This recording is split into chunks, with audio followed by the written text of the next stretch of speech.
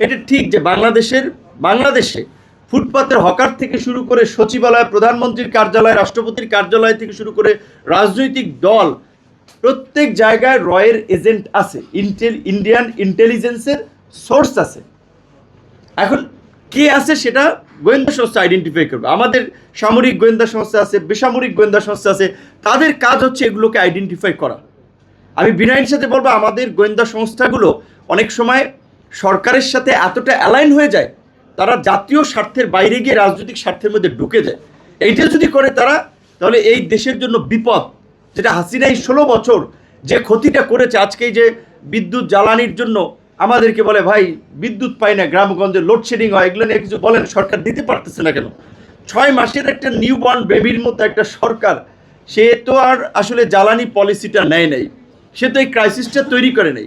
এই ক্রাইসিসটা তো উত্তরাধিকার সূত্রে পেয়েছে, এবং এই সরকার দায়িত্ব নেওয়ার পরই ব্যাড লাক ফর আস যে আমরা একটা যুদ্ধ পেলাম, এই মিডল ইস্টের যুদ্ধ, যে যুদ্ধের ফলে সারা বিশ্বব্যাপী একটা জ্বালানি ক্রাইসিস এবং দ্রব্যমূল্যের ঊর্ধ্বগতি, অনেক কিছু সংকট তৈরি হয়েছে। এখন এইটা তো এই সরকারকে দায় দিয়ে লাভ নাই।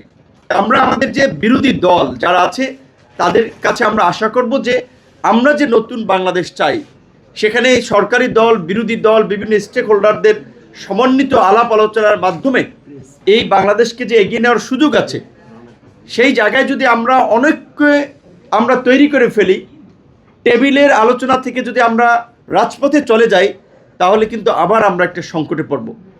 একটা সংকটে আমরা পড়ে গত 17 বছর বিশেষ করে এই দেশের মানুষ সাফারার হয়েছে।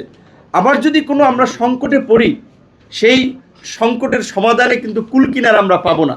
মনে রাখতে হবে যে আমাদের পার্শ্ববর্তী যে প্রতিবেশী দেশ, অনেকে আমাদের খুব ভালো বন্ধু না, যার ফলে তারা সবসময় চায় বাংলাদেশকে একটা অস্থিতিশীল, অকার্যকর রাষ্ট্র হিসেবে জিয়ে রাখতে, এবং তারা এখানে তাদের সুবিধা মতো ব্যবহার করতে, সরকারে বসাবে, সরকার থেকে নামাবে। তো বর্তমান সরকার বিরোধী দল, আমি সংসদে বলেছিলাম, আপনারা শুনেছেন নিশ্চয়ই, যে আজকে দেখেন ইন্ডিয়ার ক্ষেত্রে, ইন্ডিয়াতে আপনার ক্ষমতা আছে বিজেপি, কিন্তু ওখানে ফরেন অ্যাফেয়ার্স কমিটি ইন্ডিয়া দীর্ঘ 16 বছর সাপোর্ট করেছিল, সমর্থন করে, এটা তো পরিষ্কার।